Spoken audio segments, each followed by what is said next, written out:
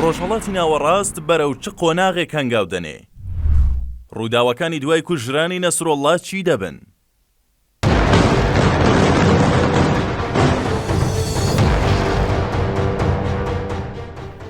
ئەمڕۆ بۆ حیزبوڵڵای لوبنان، ڕژێمی ئێران، ڕۆژهەڵاتی ناوەڕاست و جیهانیش بەگشتی ڕۆژێکی گرنگ بوو. ئیسرائیل لە هێرشی ئاسمانی ڕۆژی هەینیدا کە شوێنی حەسەن نەسرۆڵڵا و بەشێک لە فەرماندە و کادیرەکانی ئەو گروپەی کردبوو ئامانج، توانی حەسەن نەسرۆڵڵا مینداری گشتی حیزبوڵڵا و چەند کەسی دیکەش بکوژێت. لەو کوژراوانەی هێرشەکەی ئیسرائیل لە کەسانێکی وەکو ئیبراهیم عەقیل، سەرۆکی ئۆپەراسیۆنەکانی حیزبوڵڵا، ئەبوو حوسێن سەمیر، بەرپرسی ڕاهێنەری سوپای ڕەزوان، عەبدوڵڵا عەباس، فەرماندەی باڵای حیزبوڵڵا، حوسێن ئەحمەد دەعرەج، سەرۆکی هێزی ڕەزوان، حەسەن یوسف عەباد، بەرپرسی ئۆپەراسیۆنەکانی هێزی ڕەزوان، محەممەد قاسم، فەرماندەی هێزی ڕەزوان،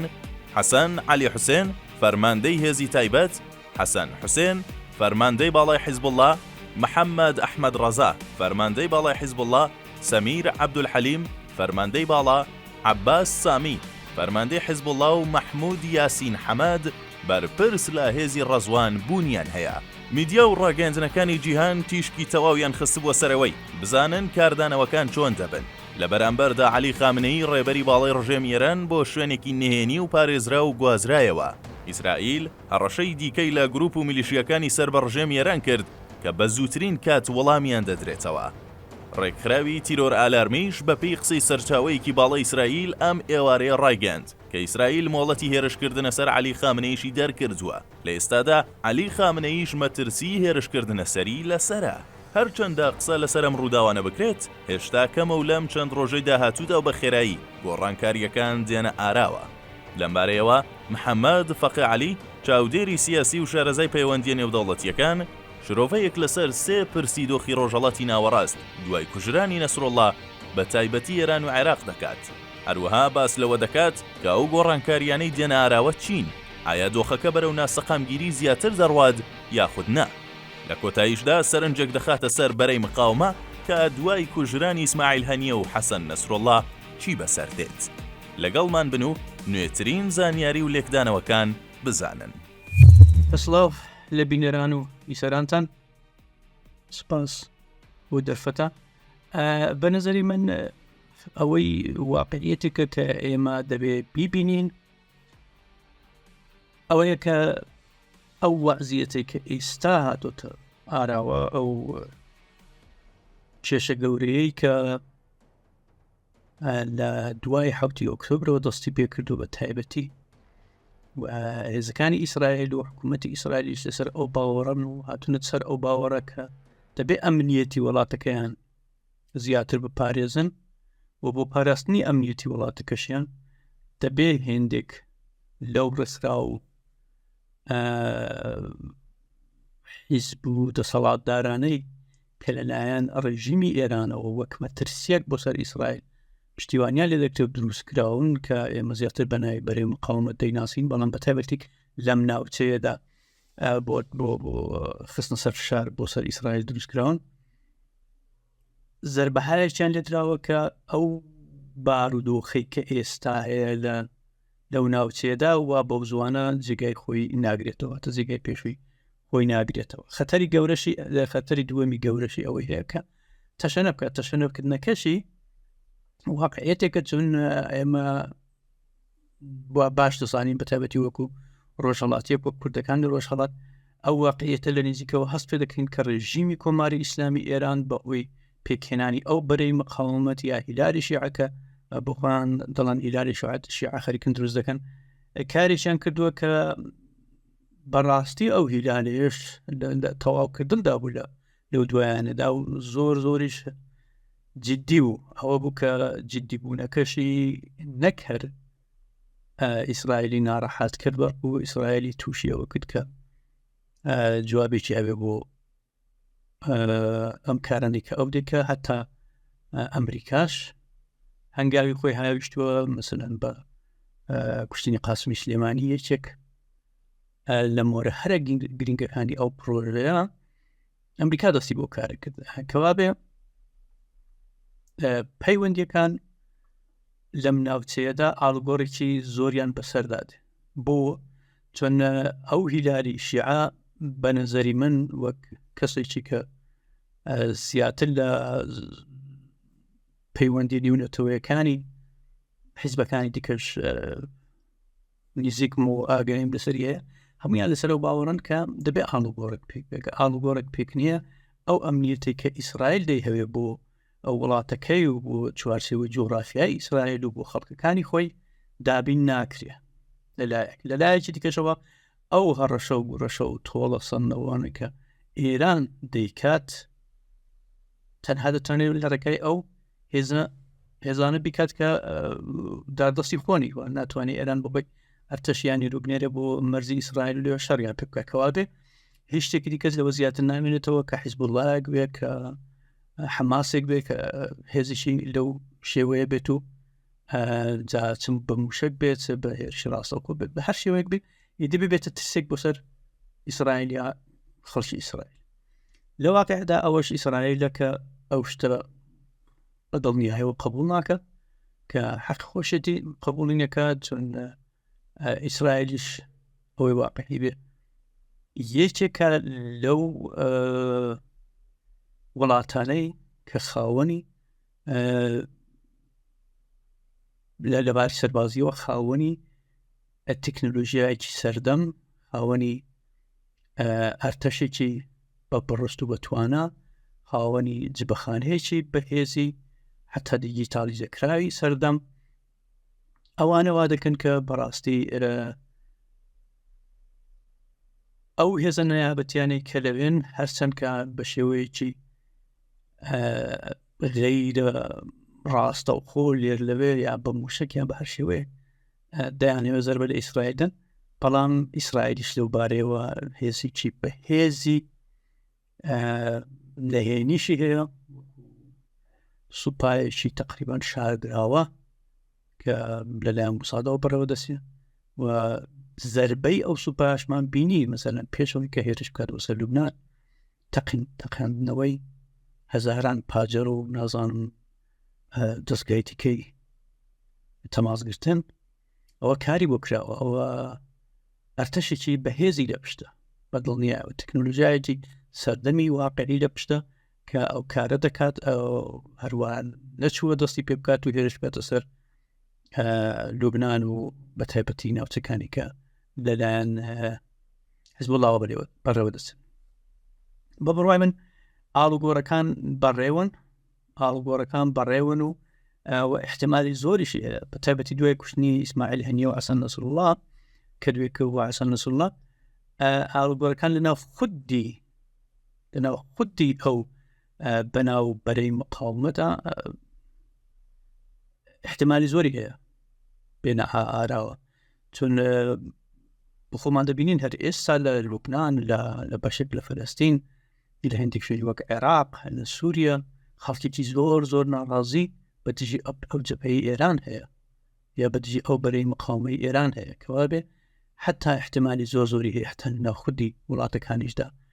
شتێک بێتە ئاراوە کە دەستی ئێران لەوێ کەم بکاتەوە ئەگەر کەمیشی نەکاتەوە وای لێ بکات کە ئێران نەتوانێت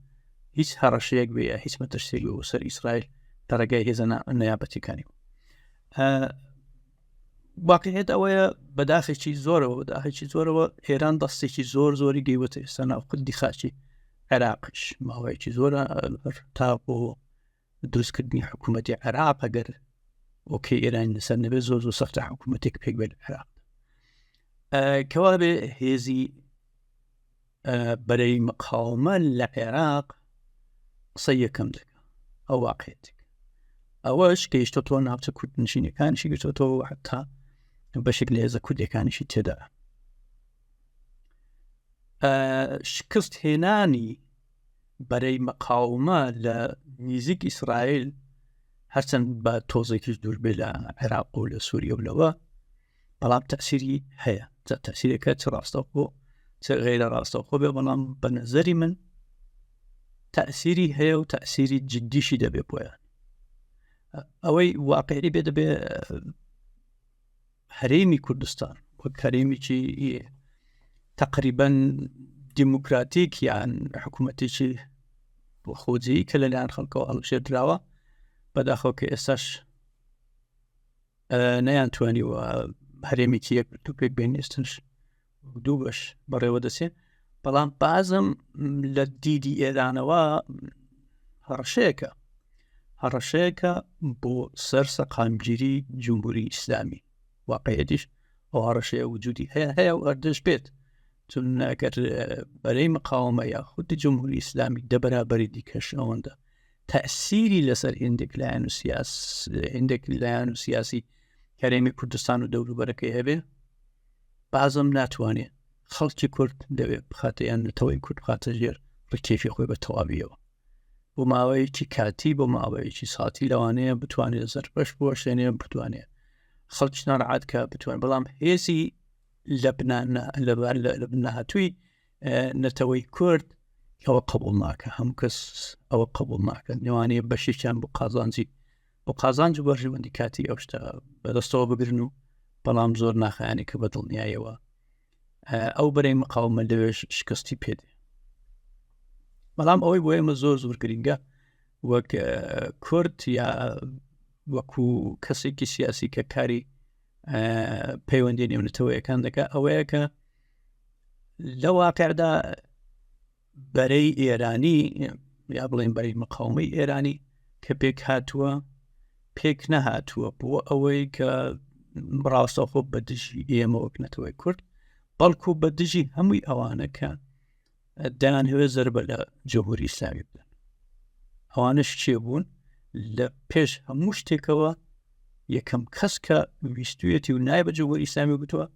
ئێمە وەک کوردەکانی ڕۆژهەڵات وەکو بەتایبەتیەوە حیزبی دیموکراتی کوردستانی ئێران و ئێستاش بە گەورەترین ترس دەمان بینێ لەسەر خۆی و واقعیەتیش ئەوەیە کە هێزی لە پڕان نهاتووی نەتەوەی کورد لە ڕۆژهەڵاتی کوردستان یەکێکە لەو هێزانە کە جمهوری ئیسلامی بۆی دەبێت لێ ترسێ.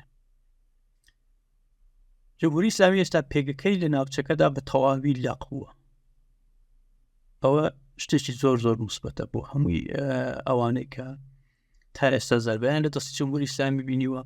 بۆ گەلانی سووریە کە لە دەست جمهوری ئیسلامی وەزاڵە هاتوون، بۆ گەلانی عێراق لە دەست جمهوری ئیسلامی وەزاڵە هاتوون، بۆ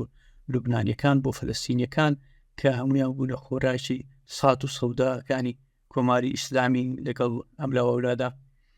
بەڵام ئەوەش دەبێ باش بزانن کە جمهوری ئیسلامی لە یەک جەبهەشتا کە ئێستا لەلایەن ئیسرائیلەوە بە دژی ئەو هێزانە کراوەتەوە ناتوانێت پشتیوانیەکیان بێت، چون ئەو هێز و توانە سەربازی و تەکنۆلۆژی و ئەرتەشەی کە ئیسرائیلەکەیەتی کۆماری ئیسلامی لە جێدانیەتی لە واقعدا و شەرکەرێکی ئەو تووشینە کە بتوانێت لە بەرابەر ئەو توانایانی کە هێزی ئیسرائیل و توانای تکنیکی ئیسرائیل هەیەی بێنیتە مەیدان کەوابێ. ئەوەش بۆ خۆی کە ئێران فقط دەیان خاتە پێش و بە کوشتیان دەدات و ناتوانێت هیچ پشتیوانی چەندی بکات، دڵساردیەک لەناو ئەو هێزانەدا دروست دەکات. دڵساردێک لەناو هێزانە دروست دەکات جا بە هەر ناوی بێ، بە ناوی حەماس بێ، بە ناوی حیزب الله بێ، بە ناوی حەشتی شەعبی بێ، بە ناوی ئەموو ئەوەوی دیکە بێ، فەرقێک ناکە. ئەوەش تەئسیرێکی ڕاستە و خۆی لەسەر ئەو هێزانە، لەسەر بنەماکانی هاوکاریکردنی ئەو هێزانە لەلایەن جمهوری ئیسلامیەوە دەبێت. ناکرێت مثلەن پشتیوانیان لێ بکەی لەلایەکەوە هێرش بکەنە سەر هەموو ئەو وڵاتەکان پێ پشەوێنی، بەڵام لە کاتێکدا کە هێرشی واقعی دەکرێتەوە سەریان تۆ پشتیان تێ بکەی و هیچ جوابێکیان نەدەوێت. مثلەن بۆ نمونە بۆ کوشتنی ئیسماعیل هەنیە دنیا چاوەڕوانی ئەوەی دەکرد، حتا وەختەکەشیان دیاری کردو کە لە ڕۆژی ئەوەندە ئەمە ئەوە دەکەین و بە توڵی ئیسماعیل هەنیە و نازانم حتا هەڕسەی ئەوان دەکرد کە ئیسرائیل لەناو دەبن و سەرقاچوڵات، بەڵام چی کرا؟ هیچێک نەکرا. ئەوەیە دقیقەنەوەش بۆ حەسەن نەسروڵڵا سەر شتێکی لەو بابەتە